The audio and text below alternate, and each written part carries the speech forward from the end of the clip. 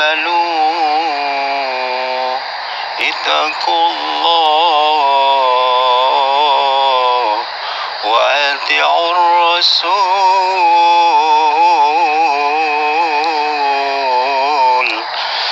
أعوذ بالله من الشيطان الرجيم. بسم الله الرحمن الرحيم. قل هو الله أحد الله الصمد لم يلد ولم يولد ولم يكن له كفوا أحد. بسم الله لا يضر مع اسمه شيء في الأرض وهو السميع العليم. بسم الله لا يضر مع اسمه شيء في الأرض وهو السميع العليم. بسم الله لا يضر مع اسمه شيء في الأرض وهو السميع العليم. لا حول ولا قوة إلا بالله العلي العظيم. Sadaqallahul Azim. A'udzubillahi minasyaitonir rajim. Bismillahirrahmanirrahim. Assalamualaikum warahmatullahi wabarakatuh. Salam jumpa kembali untuk sahabat-sahabat YouTuber, sahabat media, serta para pemirsa yang selalu aktif mengikuti konten-konten Ayah Sadam. Di sini Ayah Sadam akan meliput kupasan-kupasan yang kami rangkai jadi satu, akan kami jabarkan untuk kita semua sebagai menambah wawasan. Tujuan kami adalah sharing. Ada apakah dengan jalan tanjakan yang selalu ramai di saat jam menjelang tengah malam? Ada apakah mereka berduyun-duyun rame-rame bolak-balik yang ada di jalan tanjakan tersebut? Seorang Ayah Sadam yang memiliki channel Ayah Sadam menelusuri jejaknya yang ada apakah di balik jalan tanjakan yang selalu ramai dikunjungi bolak-balik oleh wujud manusia menjelang tengah malam. Mari kita simak sama-sama kisah selengkapnya. Semoga kita tetap dalam lindungan Allah Subhanahu wa Ta'ala. Doaku bersama sahabat-sahabat yang setia, baik media termasuk sahabat YouTuber serta para pemirsa yang selalu aktif komen dengan channel Ayah Sadam. Semoga selalu Allah melindunginya dan apapun yang dicita-citakan terwujud, dimudahkan segala urusannya, tingkatkan derajatnya, luaskan rezekinya, amin ya rabbal alamin. Saudara, saat itu jam menunjukkan tengah malam, katakanlah jam 23:45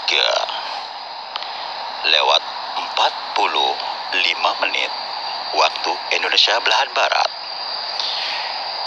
Dikejutkan oleh beberapa warga yang ada di lingkup di mana adanya jalan tanjakan.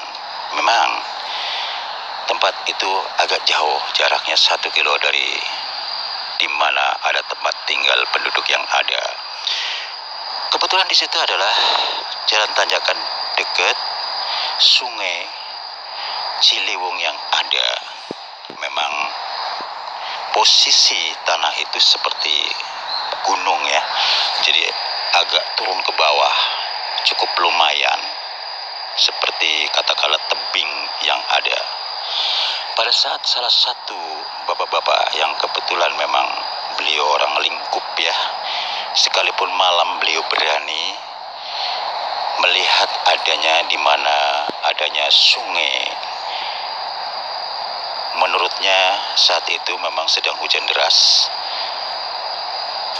Mau melihat sungai itu sedang banjir. Biasanya dia kalau sudah keluar banjir bandang, jangankan yang ada di bawah, di tanjakan pun sampai kurang lebih 10 meter itu air udah sampai ke atas. Seram sekali ya. Nah, kita kembali mengenai si bapak tadi, bahwasanya di jalan gundukan yang dibicarakan baru saja itu tidak jauh dari jalan setapak untuk bolak-balik penduduk di situ yang akan turun di sungai yang ada. Kebetulan si bapak itu turun pas menjelang tengah malam, mau melihat adanya kali banjir. Tiba-tiba kok dia mendengar suara rame bolak-balik yang ada di sebelah. adanya di sebelah kanan kurang lebih 4-5 meter. Beliau merasa penasaran. Beliau secara diam-diam mengintai dari pohon ke pohon. Nah, setelah sudah mendekati di mana adanya orang bolak-balik, banyak sekali berbicara kanan kiri. Lantas beliau mengintai di balik pohon yang dekat jalan bukit tersebut. Lantas si bapak itu bergumam di balik pohon yang ada, masa iya gelap-gelap begini? Orang pada ngapain ya bolak-balik ramai begitu? Menurut si bapak mengatakan demikian. Lantas beliau bergumam kembali, kalau memang manusia, saya kan penduduk sini. Saya tahu tentang adanya orang bolak-balik ramai. Ada apakah di situ? Sambil bergumam, beliau mempelajari kemana mereka arahnya, yang turun kemana, yang ke atas kemana.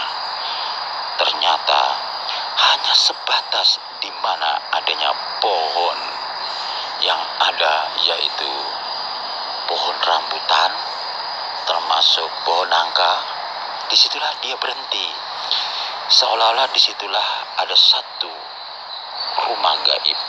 Mereka setelah masuk di situ, dia menghilang, tapi ada yang keluar lagi, terus berjalan ke atas, entah kemana. Ke atasnya tidak ada ujung pangkalnya, kata si saksi mata utama mengatakan demikian. Lantas beberapa menit kemudian, karena dia kecapean mau batuk, dia tahan-tahan takut ketahuan, beliau dengan jalan pelan-pelan kembali ke rumah sambil memberitahukan sesepuh. Kebetulan sesepuh adalah orang yang pinter dan ingin komunikasi dengan beliau, memberitahukan keadaannya. Setelah sampai di rumah sesepuh, ketuk pintu, "Assalamualaikum warahmatullahi wabarakatuh."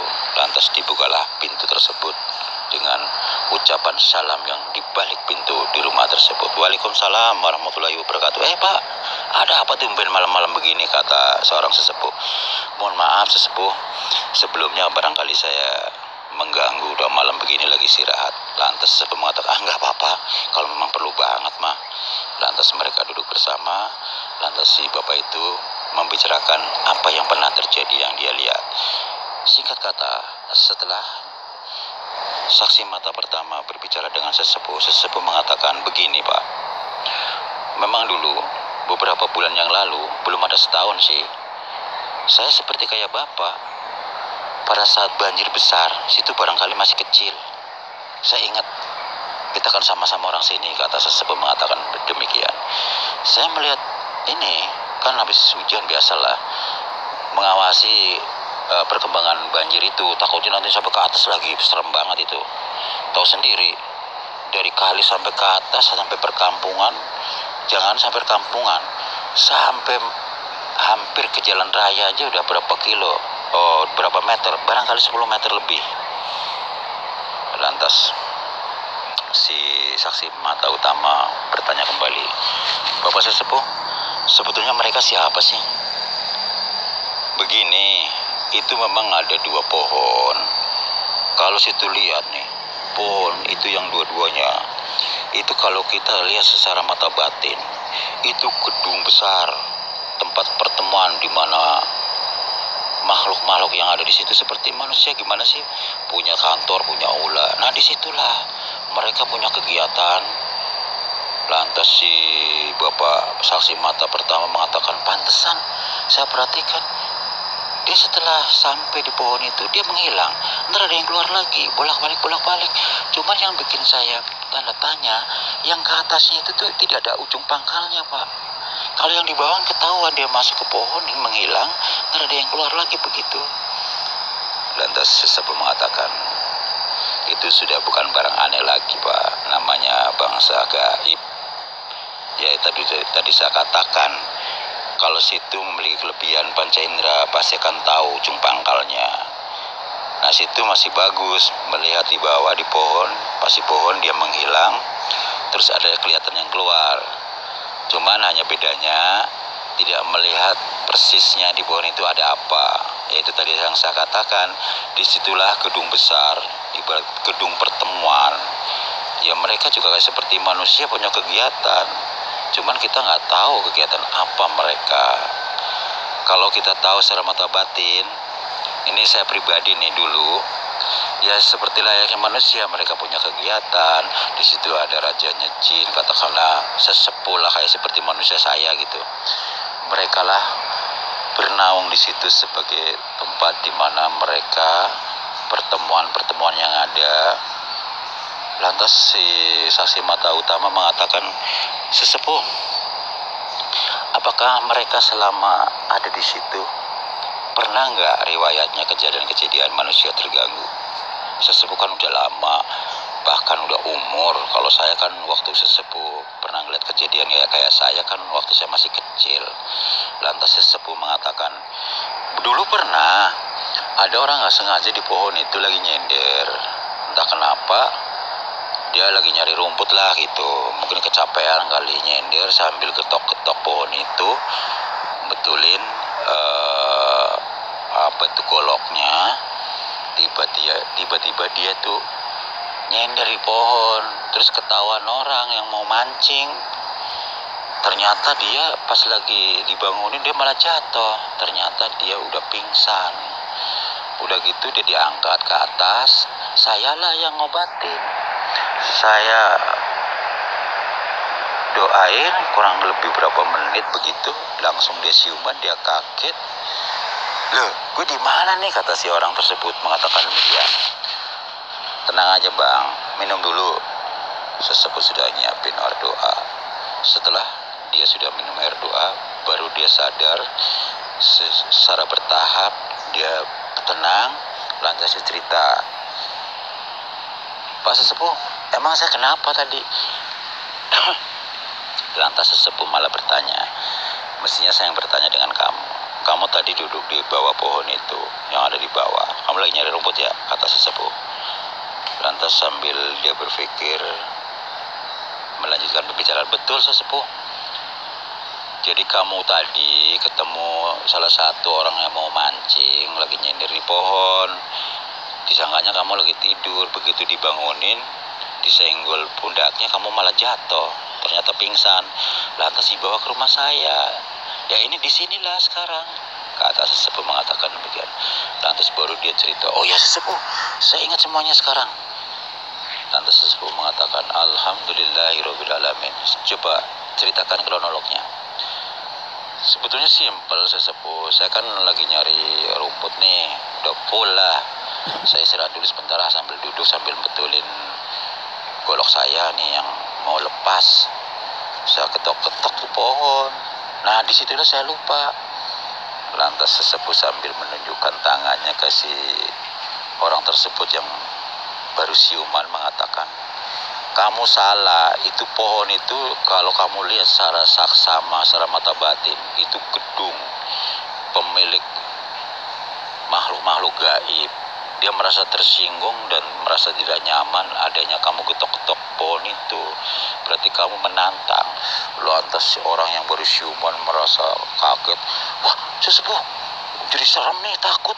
Kalau gue tahu begitu masa nggak tidur di situ, nggak duduk di situ, nggak ketok-ketok. Lantas satu saksi mata, bang, ya saya juga kalau tahu mak nggak bakalan saya ke situ tadi. Tadi kan sebelum saya kan juga pengalaman bang. Kok kamu jadi nyambung, Dek? Kamu kan saya kan lagi ceritain sama kamu. Itu kan masa lalu yang saya ceritain untuk kamu. Kok kamu malah ngelantur?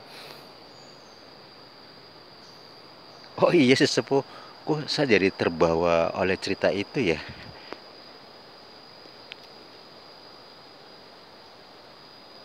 Pengalaman saya juga ya seperti kayak situ, cuman saya hanya melihat aja, kata saksi mata. Lantas sesepuh mengatakan kembali, jadi begini bang, cerita demi cerita dari orang pertama yang tadi ketiduran di situ ternyata malam pingsan. Akhirnya dari situlah terbongkar dua pohon. Sebetulnya aslinya itu rumah gedung menyatu, saking besarnya. rumah mewah, rumahnya bangsa jin. Memang di situ ada raja dan ratu jin yang ada. Mereka memang punya kegiatan aktif seperti kayak perkantoran. Nah, disitulah jalan setapak itu adalah jalannya mereka. Kalau kita nggak tahu, kalau memang sudah waktunya ya bisa terbawa masuk ke dunianya. Lantas si bapak saksi mata, serem juga ya Pak. Untung saya kebetulan aja ngelihat, nggak diganggu. Disitulah saudara, sekilas kupasan informasi dari seorang Ayah Sadam yang memiliki channel Ayah Sadam. Liputan demi liputan kami kupas jadi satu. Kami jabarkan kembali untuk Anda semua dengan adanya tanah gundukan dekat pohon dimanapun tersebut adalah rumah mewah pemilik penghuni bangsa jin yang ada, termasuk ratu dan raja dan anak buahnya bersemayam. Mereka punya kegiatan seperti layaknya manusia yang ada. Tempat ini adalah tempatnya dekat sungai, di mana adanya Sungai Ciliwung. Sepanjang jalan Sungai Ciliwung, titik temunya adalah ada di Tanjung Barat mengarah Pasar Minggu yang ada. Semoga bermanfaat. Tujuan kami adalah sharing untuk menambah wawasan yang ada. Wassalamualaikum warahmatullahi wabarakatuh.